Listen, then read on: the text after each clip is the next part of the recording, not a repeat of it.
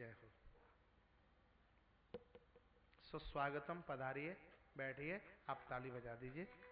मान सम्मान।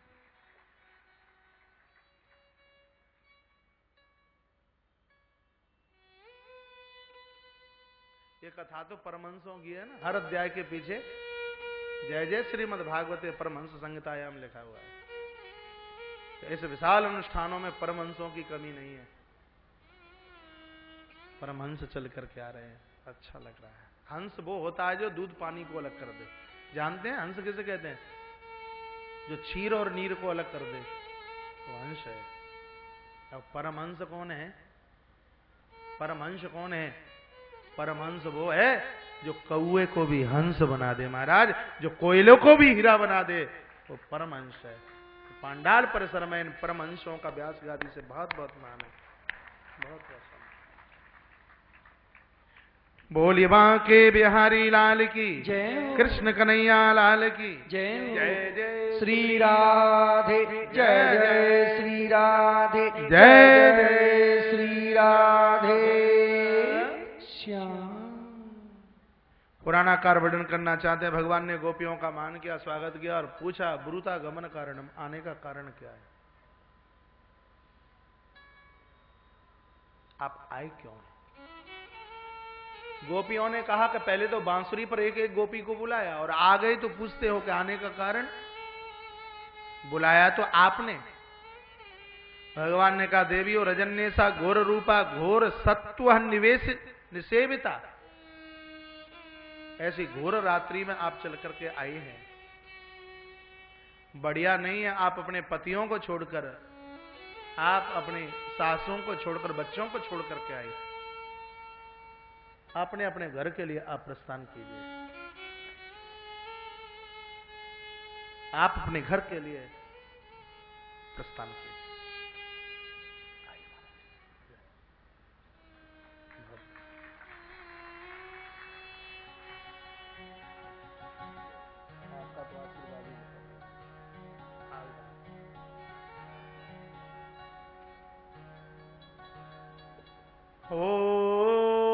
बांके बिहारी लाल की जय, सदगुरुदेव भगवान की जय। जय जय श्री राधे, जय जय श्री राधे, जय जय श्री राधे श्याम।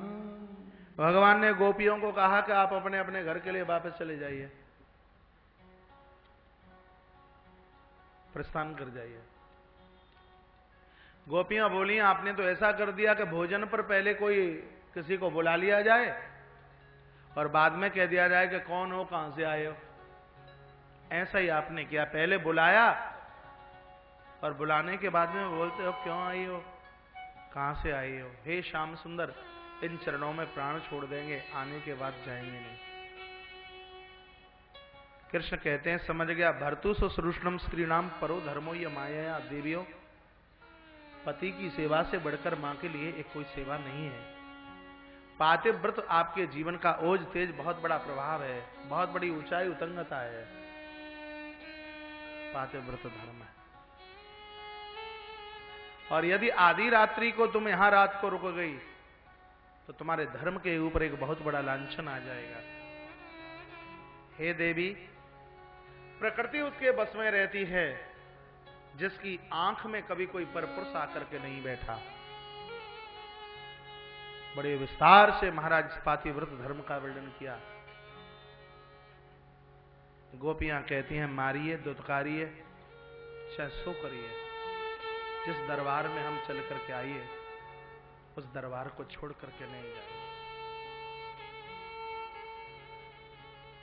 भगवान बोले धर्म बिगड़ेगा।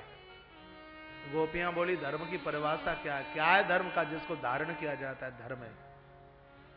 क्यों किया जाता है धर्म का? इसके करने से पाप जलते हैं। कृष्ण बोले हैं इसको धारण करने से पाप जलते हैं। गोपियां बोली पाप जलने से क्या होता है? कृष्ण कहते हैं पाप जलने से हृदय निर्मल होता है। का हृदय निर्मल होने से क्या होता है? का जिनका हृदय निर्मल हो जाता है उनको मैं मिल जाता हूं, उनके हृदय में मैं आके बैठ जाता हूं। गोपियां कहती हम पापनी है ही नहीं। यदि हम पापनी होती तो हे श्याम सुंदर तुम्हारे चरणों का दर्शन हमें कभी भी नहीं होता। आप मारिए चाहे दुत्कारिए, इन चरणों को हम छोड़ करके कभी जाने वाले नहीं। एक बार फिर कहूंगा, ये कथा किसी स्त्री की नहीं है, तो भक्त और भगवान की,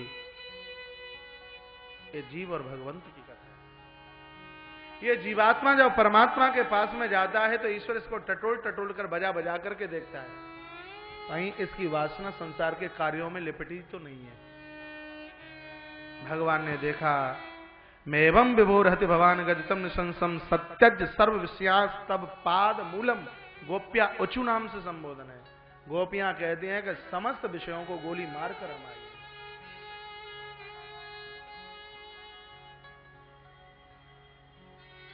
विभीषण के तो हृदय में कुछ रावी और कछु रही वासना, तब भगवान ने इतनी बड़ी कृपा कर दी। और गोपियां तो कहती हैं सर्व विषयास तब, यूं ही नहीं आ गई आपके दरबार में, सर्व विषयास तब, हम सभी विषयों को छोड़कर आपके श्री चरणों में चल करके आइए। भगवान ने चरणों में रहने का सहारा दिया है। गोपियों को लगा कि हम बहुत बड़े हैं, जैसे हमने समझा दिया वैसे ही कृष्ण मान गया। ठाकुर ने कहा, गलती तुम्हारी नहीं मेरी है, मेरे सीधेपन की गलती। राधा को लेकर के गोपियों के मध्य में से भगवान प्रकट अंतर ध्यान हो गया। तब गोपियां बहुत रोई हैं, बहुत रोई हैं। और ब्रजांगनाएं जो रोई भागवत में, बस उन आंसुओं का नाम सुखदेव मुनि ने गोपी गीत के रूप में लिख दिया है। जीवन में दो चीजें होती हैं, एक गाना होता है और एक गीत होता है। ठाकुर के लिए तो लड़ाई भी एक गीत है। 18 दिन का युद्ध महाभारत का, भगवान वेद व्यास जी ने नाम गीता दिया। गीता सो गीता कर्तव्य है। एक युद्ध के मैदान को गीता का रूप दिया गया। ईश्वर के लिए तो लड़ना भी गीत है, भगवान के लिए युद्ध भी गीत है, और भगवान के लिए तो रोना भी एक गीत है। जीवन में गाना मत गाइए, जीवन में गीत गाइए। गाना गाओगे तो गाना रुलाएगा, और ये गीत परमात्मा के चरणों तक पहुंचाएगा। दुनिया को रिझाने के लिए जो बोला जाए उसको गाना कहते हैं। परमात्मा को प्रसन्न करने के लिए जो कुछ किया जाए महाराज, उसको गीत कहते हैं। जैसे खाना और प्रसाद दो शब्द है ना, खाना जो भगवान को कभी भी नहीं चलता। ईश्वर की रसोई में बनाना क्या, उसको देखा भी नहीं जाता, उसको खाना कहते हैं। भगवान के निमित्त जो रसोई बनाई जाए उसको भोजन, और भगवान के चरणों में रखकर तुलसी का पत्ता और घंटी बजा दी जाए तो वो प्रसाद हो जाता है, जाके वो प्रसाद है। ये कथा सुनकर खाना मत खाइए। बेटे पापा को बुलाने के लिए आते हैं, कहते हैं बाबूजी मम्मी बुला रही है, खाना खा लीजिए। मेरी हिंदुत्व सनातन संस्कृति में कोई खाना नहीं खाता, यहां तो सब भोजन करते हैं, प्रसाद पाते हैं। नित्य प्रसाद पाइए। एक जहर का प्याला अमृत का रूप ले लेगा और उसमें से भगवान गिरधर प्रकट हो जाएंगे। मीरा के जहर के प्याले में भगवान गिरधर नाचते हैं, क्योंकि वो वस्तु खाने की नहीं है, वो वस्तु प्रसाद की है। प्रसादम सर्व दुखाना हानि लाभो विजायते। दुखों का हरण होता है प्रसाद लेने से। पूर्व में भी मैं बोल रहा था, नित्य प्रसाद लीजिए, रोज प्रसाद लीजिए। प्रसाद का अपमान मत कीजिए कभी। कथा का फल प्रसाद है, आप बिना प्रसाद के चले कैसे जाते हैं? मंदिरों में दर्शन करने के लिए जाते हैं, प्रसाद कुछ भी नहीं तो चरणोदक वहां का मिल जाए, उसे लेके आइए। इसमें बड़ी ताकत है, बड़ा करंट है प्रसाद। प्रहलाद के प्राण बचाने वाला प्रसाद है, मीरा के प्राणों की रक्षा करने वाला प्रसाद है, यहां तक कि लखन के प्राणों की भी रक्षा करने वाला कोई प्रसाद है। माताओं, तुम्हारे चरणों में मैं निवेदन करूंगा, घर में बनी हुई रसोई सबसे पहले भगवान के मंदिर में पहुंचे। पति को भले ही कितनी भी जल्दी में ऑफिस क्यों न जाना पड़ रहा हो, पहले आपकी थाली भगवान के मंदिर में घंटी बजाइए, तुलसी डालिए, और फिर अपने पति को या बच्चों को प्रसाद के रूप में परोस करके दे दीजिए। आपका घर स्वर्ग बन जाएगा। मैंने महापुरुषों को देखा है, संतों को देखा है, ये तो जल का गिलास भी लेकर पहले अपने भगवान का भोग लगाते हैं, और प्रभु प्रेमी जन उसके बाद में वो जल की बूंद है उनके जिह्वा के ऊपर पहुंचते हैं। तुम ही निवेदित भोजन करे। रामायण में वाल्मीकि मुनि से कहा है ना, राम जी ने कहा रहूं, कह दिया जो तुम्हें भोग लगा करके भोजन करते हैं आप अयोध्या भूल जाना, लेकिन उन भक्तों के हृदय को आप कभी भी मत भूलना। ये महर्षि वाल्मीकि जी ने रामायण के अवध कांड में कहा। तत्पश्चात कथा चलती रही। गोपी गीत का पाठ है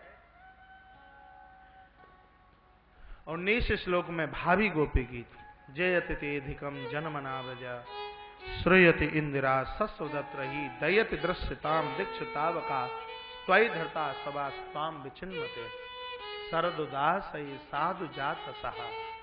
गोपियां कहती हैं ते अधिकम ब्रजा जन्मना जयति, आपके आने से सिर्फ हम ही धन्य नहीं हुई, पूरा ब्रज मंडल धन्य धन्य हो गया। जयति, आपकी जय हो।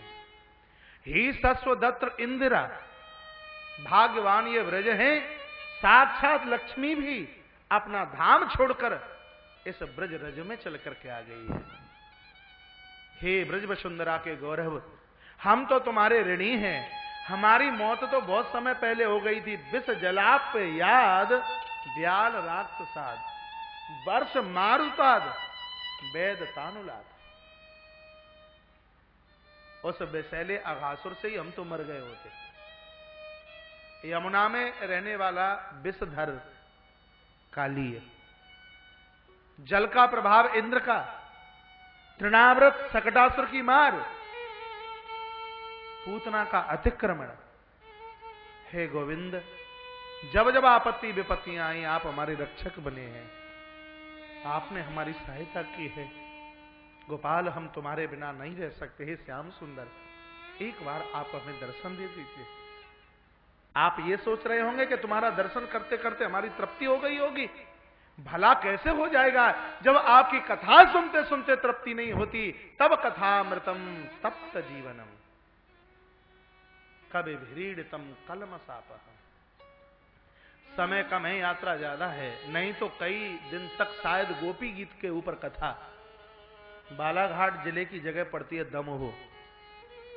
जो लोग यहां बैठे हैं उनको पता है, सिर्फ गोपी गीत के ऊपर 5-6 घंटे की कथा चली और गोपी गीत की व्याख्या वहां पूरी नहीं हो पाई। कंस के उद्धार तक पहुंचना है। ये श्लोक बोलकर तब कथामृतम तप्त जीवनम कवि भीड़ितम कलम सापहम श्रवण मंगलम श्री मदाततम भुवि गृणंत ते भूरिदा जदा। तब कथा अमृतम, तुम्हारी कथा सुनते सुनते तृप्ति नहीं होती तो तुम्हारा दर्शन करते करते तृप्ति कैसे हो जाएगी। तप्त जीवनम, जीवन तृप्त नहीं होता। श्रवण मंगलम, आपकी कथा सुनने से सदैव मंगल होता है। आपकी कथा सुनने से सदैव मंगल ही मंगल होता है। नाथ, आप तो हमारे जीवन की परछाई, आपके बिना तो हम रह ही नहीं सकते। और गोपियां रोवे और भगवान प्रकट न होवे, ऐसा हो ही नहीं सकता। भक्त की आंख में आंसू और भगवान छिपे बैठे हो नहीं सकता। गोपियों के मध्य में भगवान श्याम सुंदर प्रकट हो गए। बोले रास बिहारी सरकार की जय। दो ही खंड मंडता है। गोपियों की संख्या बहुत है। गजब की बात यह थी कि 2-2 गोपियों के मध्य में एक भगवान कृष्ण। सुनने के लायक यह है कि किसी भी गोपी ने भगवान को स्पर्श नहीं किया। भगवान गोपियों के सिर के ऊपर हाथ रखते हुए आगे बढ़ रहे हैं। यदि गोपियां कृष्ण को छूती होती तो ये लीला रास लीला नहीं, ये लीला भोग लीला काम लीला हो जाती। गजब की बात यह है तो भगवान श्री कृष्ण ने गोपियों के मस्तिष्क पर हाथ रख करके पीछे चले हैं। और तब तो सुंदर ब्रज गोपी बनकर भगवान शिव भी इस महारास में चल के आए। गोपी भेष बना करके इसी बंसीवट नाम के स्थान पर चल करके आए। जो स्थान संतों का है, जो स्थान ऋषियों का है, महर्षियों का, श्री सुदामा दास जी महाराज की तपस्थली है, श्री प्रभुदत्त ब्रह्मचारी जी महाराज की पावन स्थली है, भगवान शिव के पावन अनुराग का जो स्थान है, भगवान कृष्ण के चरणों से निकली हुई दिव्य कृपा का जो स्थान है, वंशीवट, ऐसा ही वह भी स्थान। वहां महाराज हो रहा था, भगवान शिव चल करके आए, स्त्री रूप बनाया है, लगा के बिंदिया, ओढ़ के साड़ी, चाल चले मतवाली, वृंदावन आ गए। हाँ, प्रवेश किया, प्रस्थान किया, और पंक्ति में पीछे जाकर के खड़े हो गए। पहली बार साड़ी पहनी, कभी इधर से खिसक जाए, कभी उधर से खिसक जाए, कृष्ण की निगाह पड़ी और कहा, बाबा आप तो बहुत बढ़िया गोपी भी बन जाते हैं, आपकी जय हो, आप तो बड़ी सुंदर गोपी बने। अंतर ध्यान दे, ठाकुर जी ने एक एक करके खोज कर हमें और आपको सबको तैयार कर दिया है। तो हमारा भी तो धर्म और कर्तव्य बनता है कि हमारा परमात्मा हमारी आंखों से ओझल है, अपने सत्कर्म पुण्य प्रभाव साधना तपस्या के द्वारा हमें भी अपने ईश्वर को अपनी आंखों के सामने से प्रकट कर देना चाहिए। तो बदला चुक गया, नहीं तो हम भगवान के रेडी है। भगवान कृष्ण इतने प्रसन्न हुए और कहा, बाबा लोग आज से आपको भगवान गोपेश्वर के नाम से जानेंगे। बोले गोपेश्वर नाथ भगवान की जय। गोपेश्वर का अर्थ होता है गोप धन ईश्वर। गोप कहते हैं इंद्रियों को, ईश्वर कहते हैं स्वामी को। जो हर इंद्रिय का मालिक है उसको भगवान गोपेश्वर कहता है। जो मेरे दर्शन करने के लिए से वृंदावन में आएगा, मेरे दर्शन की यात्रा पूरी तब होगी जब वो आके तुम्हारा दर्शन करेगा। श्री धाम वृंदावन में आए, इसलिए भगवान गोपेश्वर नाथ का दर्शन जरूर करना। ये तो श्री धाम वृंदावन के कोतवाल हैं श्रीमान जी, इनके बिना तो कुछ संभव ही नहीं है। भगवान गोपेश्वर प्रातः आप जाइए, बड़ा सुंदर अभिषेक हो रहा होगा। 3-4 बजे के बाद जाइए भगवान गोपेश्वर प्रभु के दर्शन करने के लिए। क्या सुंदर स्थित और गोपी भाव लेकर के महाराज वहां पर वो बैठे हैं, भक्तों के ऊपर कृपा कर रहे हैं। श्री ब्रज में ऐसे अनगिनत संत हैं जो नित्य विहारी जी का दर्शन और यमुना का आचमन और वृंदावन की परिक्रमा और भगवान गोपेश्वर नाथ के चरणों में धूप आज भी लगाते हैं। ऐसे अनगिनत संत हैं इस ब्रज में, इस वृंदावन में। ऐसे भगवान गोपेश्वर, आप दर्शन करने के लिए जाएं और वहां संतों की टोली आपको मिल जाए और उन महापुरुषों की दृष्टि आपके ऊपर पड़ गई तो क्या भाग्य बदलने में कोई देर लगेगी महाराज? मुझे तो नहीं लगता। ऐसी साधुओं की दृष्टि आपके एक महाभाग्य का सृजन न कर दे। आइए, गोपियों के ऊपर ही कृपा नहीं, हर भक्त के ऊपर भगवान ने कृपा का वर्षण किया है। इस कथा का समापन यहीं दिया जाएगा। देवर्षि नारद चल करके आ गए हैं और कहा, भगवान आप कंस का उद्धार करने के लिए आए थे, लेकिन आप ब्रज की लीलाओं में ऐसे रमणित हुए हैं और आपको कंस का ध्यान भी नहीं है कि उद्धार कंस का भी करना है। तब भगवान ने कहा, केसी के उद्धार के तत्पश्चात भगवान बोले हैं देवर्षि नारद को, गुरुजी पता ही नहीं लगता कि मामा के दरवाजे तक पहुंचा कैसे जाए, व्यवस्था बनाता हूं, बात समझ में ही नहीं आती है। नारद ने कहा, त्वामीश्वरम स्वाश्रय आत्ममाया। भगवान हम जानते हैं माया आपके अधीन है, आप तो सिर्फ नरलीला कर रहे हैं। आप चाहें तो यहां से ही उसको खदेड़ दें, खत्म कर दें। और एक भोले लोगों की तरह हम मुझसे पूछ रहे हैं कि कैसे उनके दरवाजे पर पहुंचा जाए, कि आप नहीं जानते? तब भगवान ने कहा, देवर्षि हम आपके मुंह से जानना चाहते हैं। तब नारद बोले हैं, मैं कंस के दरबार में पहुंचता हूं और उसको कहूंगा कि तू एक यज्ञ कर, धनुष यज्ञ कर, और उसमें वो आपको न्योता देगा। आप न्योता स्वीकार करके उसके दरवाजे तक जरूर पहुंचना, और जब पहुंच जाओ तो उसकी गर्दन मरोड़ करके नीचे पटक देना। बोल दिया नारद। और ये कहकर के नारद चले और सीधे कंस के दरवाजे पर। कंस ने बड़ा स्वागत सम्मान किया और कहा, गुरुजी आइए। कैसे आना हुआ? अरे आना कैसे हुआ, शिष्य के प्राण संकट में थे तो गुरुजी को चैन कहां पड़ता है। तुम्हारा काल इतना बलिष्ठ हो रहा है और तुम सो रहे हो और तुम्हें तो पता ही नहीं है।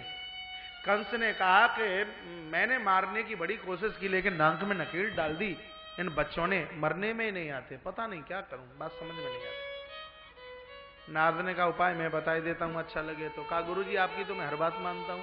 कहा, एक यज्ञ कर और यज्ञ में नंद बाबा के साथ दोनों छोकरों को अपने यहां बुला, और जब तेरे दरवाजे पर चल करके आए तो दोनों की मुंडी पकड़ना और आपस में घुमाना और उठा करके नीचे पटक देना, मौत हो जाएगी। अभी भगवान को बोल करके आए कि मुंडी घुमाना पटक देना, और यहां आकर के कंस को बोल दिया। वो कोई और नहीं, वसुदेव और देवकी की ही संतान है, वो कोई और नहीं।